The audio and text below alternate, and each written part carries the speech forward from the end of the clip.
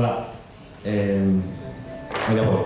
Irra nunca había cogido una bici de carretera, no podía hacer más de 4 piscinas seguidas. En tan solo 2 meses estábamos en línea de salida compartiendo el sueño del medio Ironman de Elche. Lo conseguimos. Pero a falta de un mes, la prueba que va a hacer ahora va a ser muchísimo más dura y en la bici es donde creo que va a poder tener serios problemas. Es una prueba en 3 etapas que se desarrolla el primer día de natación, 10 kilómetros en aguas abiertas y 145 de bicicleta. El segundo día son 276 creo de ciclismo y el tercer día son pues nada más y nada menos que 2 maratones. Todo empezó el 18 de diciembre del 2010. Un día cualquiera, Octavio, un amigo mío, se acercó a mí y me dijo: vamos a hacer un medio Ironman, un triatlón de larga distancia en Elche, en Alicante. Así que con un grado de ilusión a la altura de mi ignorancia sobre el tema le dije que sí. ¿Y por qué no? Ahí empezó todo.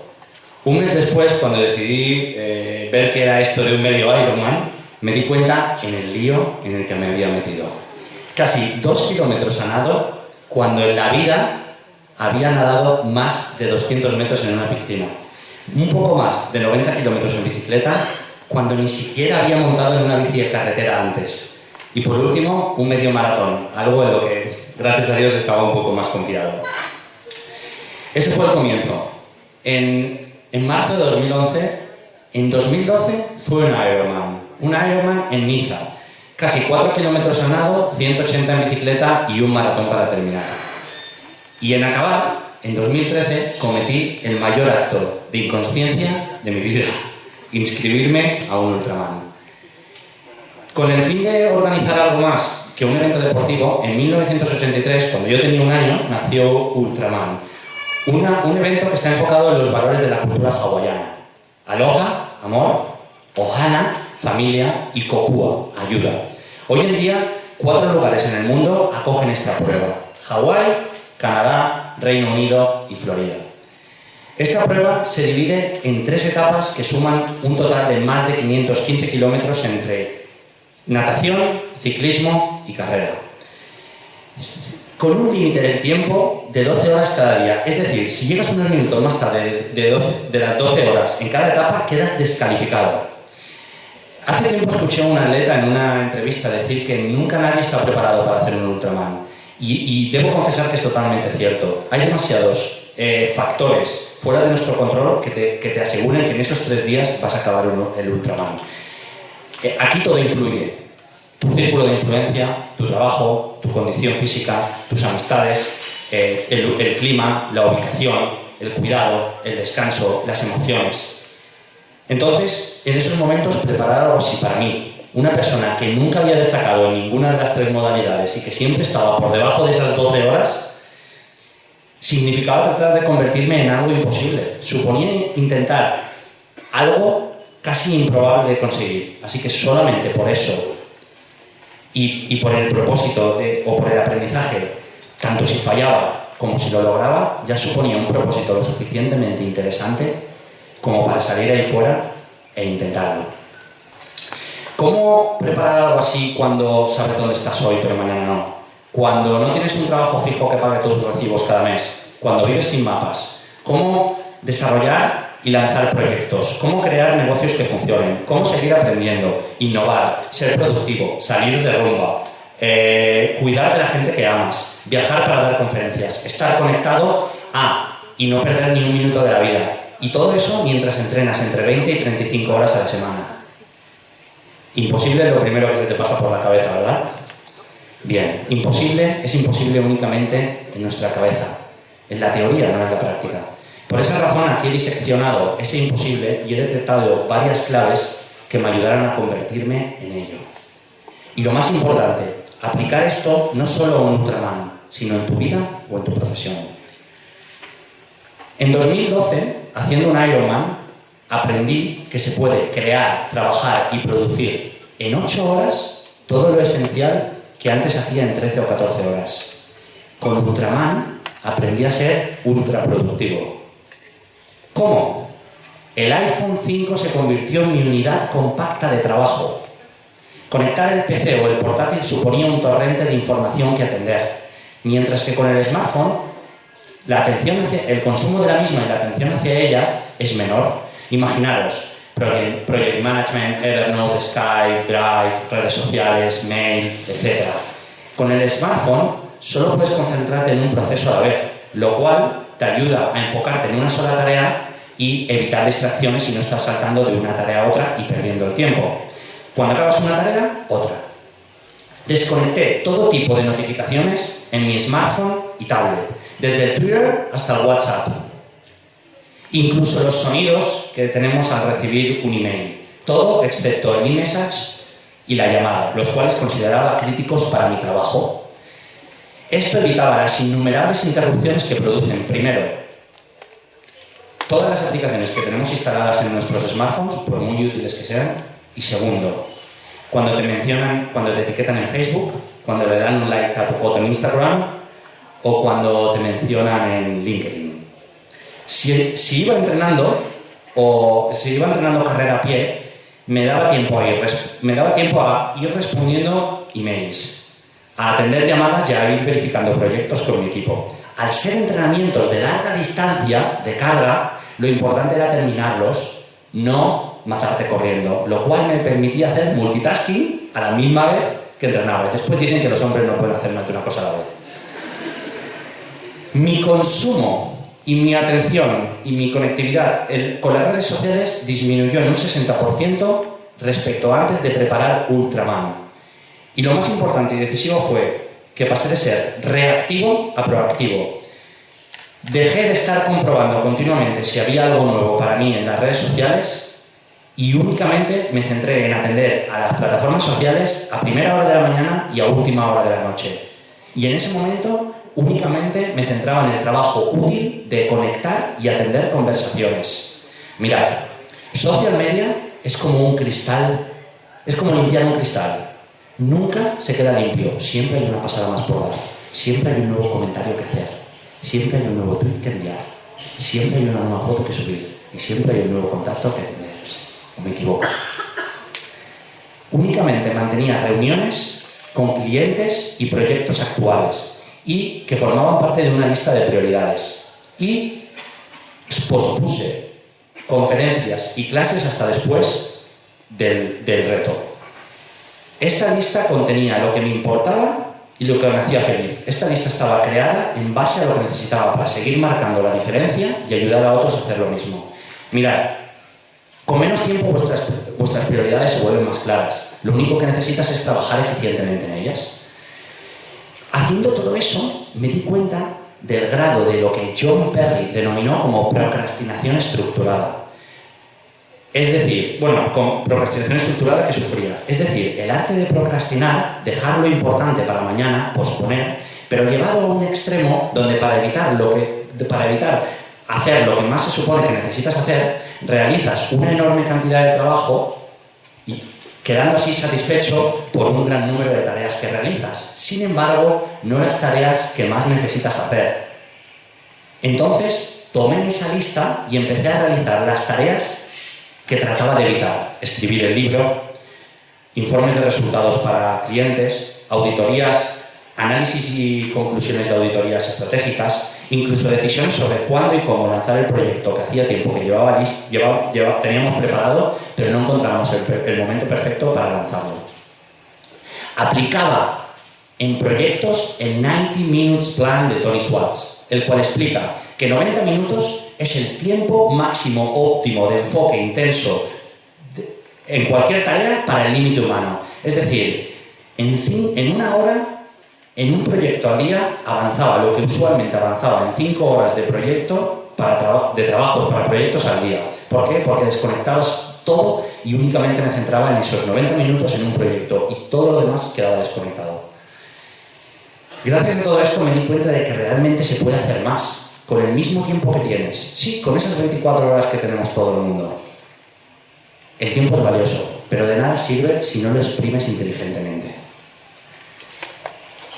Tomar responsabilidad sobre lo que haces y cómo lo haces y la ultraproductividad te ayudan a convertirte en lo que parecía imposible en un principio, pero todavía hay más cosas. Liderazgo conectado. Cualquier experiencia, reto, proyecto, negocio o idea, por muy individual que parezca, siempre puede convertirse en algo colectivo. Lo único que necesitas es espíritu de equipo, una única ilusión, una única visión e ilusión compartida y hacer partícipes a todos de cada uno de los sucesos que ocurren en el camino. Y por supuesto necesitas a las personas adecuadas para conseguirlo. En la vida, tanto como en el deporte y como en los negocios, tienes dos opciones. O hacer de tu camino algo individual y en ocasiones solitario, o hacer al mundo partícipe de tu historia. ¡Qué gran oportunidad! Queríamos transmitir los valores de personas comprometidas, apasionadas e intrépidas. Por eso hicimos de Ultraman una aventura compartida, gracias a social media y a internet y a social media, donde miles de personas participaron, incluso desde sus propios sofás. Eran Ultramans desde sus propios sofás. Yo también quiero. Lo único que necesitas es darte cuenta de que el liderazgo empieza por hacer sentir líderes a las personas que tienes a tu alrededor. La conexión a través de social media, a través de Twitter, Google+, Facebook, Instagram, fue tan intensa que el primer día el hashtag UltramanOK y el usuario Israel García fueron trending topic en España. Personas de países como Estados Unidos, Latinoamérica, Reino Unido, España, estamos conectando a todo momento, mostrando su apoyo, si podéis dar un poquito de voz, mostrando su apoyo e implicación. La clave fue la honestidad, vulnerabilidad y transparencia con la que nos expusimos al mundo. Aquí hay un tipo que quizás es el menos preparado de todos, pero eso no significa que no vaya a depositar el más descomunal intento para conseguirlo. Esto cambia cómo percibes lo imposible, porque no estás solo, te sientes constantemente empujado. Valor humano y resonancia. Hay personas que hacen que las cosas sucedan y que además ayudan a otros a hacer que sucedan. Esos fueron todos y cada uno de los miembros de mi equipo. Cuando 7 personas dejan sus compromisos, su trabajo, su familia, sus vacaciones, para dedicarse a ti durante más de 18 horas al día, te miman, te abrazan, te hacen la comida, incluso te hacen masajes. Además, te animan durante 12 horas sin parar, aprovechan la más mínima oportunidad para hacerte sonreír y empujarte. Se bajan del coche y corren contigo mientras tú vas en la bici. Hacen más de 50 kilómetros contigo a carrera. Sufren igual o más que tú. Luego, se costean ellos el viaje, organizan la logística y las rutas, y cuando acaba todo esto te dicen: hemos venido aquí a hacerte un Ultraman. Se me ponen los pelos de punta. Eso se llama generosidad. Un acto humano que cambia, que no tiene por qué ser recíproco y que cambia al que lo entrega y al que lo recibe. Pensando en todo esto, es una obligación hacer que suceda. Pensando en todo esto, ni siquiera se me pasó por la cabeza abandonar. Ni siquiera en la etapa número 1, cuando llegué con 11 horas, 58 minutos y 45 segundos. A poco más de un minuto para estar descalificado de la prueba. Y eso es por el apoyo de mi equipo. De nada sirve la experiencia más deslumbrante que vivas si no eres capaz de compartirla con otras personas. Me remito al mensaje de la película Into the Wild. La felicidad es compartir, pero aquí añadiría: la victoria es compartir, y eso realmente te convierte en imposible. Soledad, conciencia y determinación. Todo este componente social tan grande contrasta drásticamente con las horas y horas de soledad del entrenamiento. Esto es otro gran desafío. En orden: nerviosismo, tensión, perplejidad, crispación y parálisis son los estados por los que tu mente pasa cuando, a falta de un mes, te das cuenta de que no estás lo suficientemente preparado como para hacer lo que sabes que vas a hacer. Bueno, todo esto pasa. Luego sales ahí, lo haces y lo consigues. El truco: estar en armonía contigo mismo, incluso aunque pudieras no conseguirlo. Es absolutamente ok. Cuando entiendes que lo único que puede detenerte es una caída con la bici, un golpe de tensión, un bajón de tensión, un golpe de calor, un corte de digestión, o torcerte un tobillo, o bueno, el impacto de un rayo de luz sobre ti, aunque esto es un poco más trágico e improbable, entonces te das cuenta de que no será fácil, pero está en ti. Los infortunios no los controlas, pero tu reacción al miedo y a la parálisis, sí. Entrenar solo, vivir solo, viajar solo y aprender a estar con uno mismo es una gran manera de prepararte psicológicamente, primero para retos como este y segundo para la vida. No quiero decir que estés solo, pero hay que aprender a saber vivir. Entrenar, prepararme o entrenar solo es una gran manera fue una gran manera para mí de conectar con mi interior, permanecer desconcertado, empujar siempre hacia adelante y dejar el miedo atrás. Y el 96% de mis entrenos fueron en solitario. Era mi manera de ordenar mis pensamientos, obtener nuevas ideas, soluciones para proyectos, armar conferencias, incluso conceptos para mis posts diarios que escribo en mi blog, o simplemente desconectar. Y todo esto ocurre porque mientras estás montado en la bici, vas nadando o corriendo, o si quieres, montando a caballo, patinando o chutando un balón, no estás pendiente de las 50 pestañas abiertas en tu ordenador, el email, las llamadas y otras distracciones, pero sobre todo te va desde las urgencias de la hora. Necesitas tiempo solo para digerir la incertidumbre a la que te enfrentas en este mundo, un mundo que cambia todos los días. Alimentación, cuidado y descanso. Tu cuerpo puede soportar un esfuerzo 10 veces mayor del que pensabas que podrías soportar siempre y cuando duermas más de 8 horas y te alimentes correspondientemente. Los días de máximo entreno entre 12 y 15 horas, no recuerdo un día que fuera a dormir cansado. Una ayuda fundamental fue la alimentación macrobiótica. Una gran recomendación que me hizo mi amigo Lucas cuando se enteró de que estaba preparando esta prueba. Llevada rigurosamente es sin duda un enorme aliado hacia un gran rendimiento mental, emocional y físico. Los principios de la macrobiótica, aquí tenéis los más destacados. Yo sigo peleándome con masticar concienzudamente cada bocado. La clave está en comer aquello que equilibre nuestra condición actual. Eso es la macrobiótica y los beneficios que obtienes a cambio, estos son los más relevantes. Calma y serenidad, también sigo peleándome con ello. Podéis encontrar más información sobre la macrobiótica en el libro de la vida macrobiótica de George Osawa. Otro componente clave es el descanso. Justamente, hay una diferencia extensa entre dormir 6, 7 y 8 horas. Es clave para revitalizar y descansar el cuerpo y la mente. Justamente, cuanto más entrenaba, oxigenaba mi cuerpo con 3 días de descanso en lugar de 1 o 2 por semana y con 9 horas de sueño cada día. Como explica Lev Pavlovich, a más descanso, mayor calidad de carga deportiva. Sin duda alguna, sin duda, la herramienta más potente que existe para lograr esto y cualquier cosa que te propongas y desees se llama inconsciencia, porque te ayuda a llegar donde nunca hubieras llegado aplicando un pensamiento racional y por lo tanto a sobrepasar tus propios límites. De no haber sido por la inconsciencia, nunca me hubiera inscrito en Ultraman y por supuesto nunca lo hubiera terminado. La ventaja de la inconsciencia es que cuando vuelves a ser consciente ya es demasiado tarde para echarte atrás. Resumiendo, ¿cómo convertir en imposible lo imposible e ignorar las excusas que nosotros mismos establecemos a diario? Punto 1. Ignora la teoría. Preocúpate por la práctica. Es más real y define el resultado. Había personas que pensaban que no lo lograría, que no llegaría a ser Ultraman, que no estaba preparado o que no era lo suficientemente bueno montando en bici o que no llegaría a los tiempos. Bueno, eso era en teoría, no en la práctica. Punto número 2. Rodéate de gente más audaz, atrevida, valiente e inteligente que tú. Cada una de las personas que participaron conmigo en Ultraman aportaron algo vital para mí y para la prueba. Comunicación, alimentación, organización, motivación. Saber que estaban aquí me convertía en imposible. Punto 3. Aprende a vivir en el desconcierto y en el margen de la vida o de lo contrario no vivirás en absoluto. Cada día cuando me levantaba tenía el pensamiento de ¿qué va a pasar hoy? ¿Iré más rápido? ¿Más despacio? ¿Me lesionaré? ¿Seré lo suficientemente bueno como para lograr la prueba?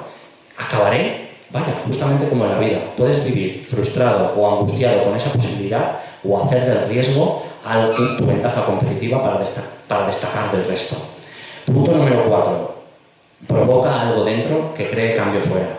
Quizás mi cuerpo no estaba preparado del todo, pero mi mente sí. Por eso pude dar el acelerón final en la etapa 1 y en la etapa 3, última, cuando me lesioné, pude correr 15 kilómetros rabiando de dolor hasta llegar a la meta. Punto número 5. Divide lo imposible en pequeños posibles y cuando los conquistes, declara victoria. Como dice mi amigo Joseph Afran, fracciona objetivos.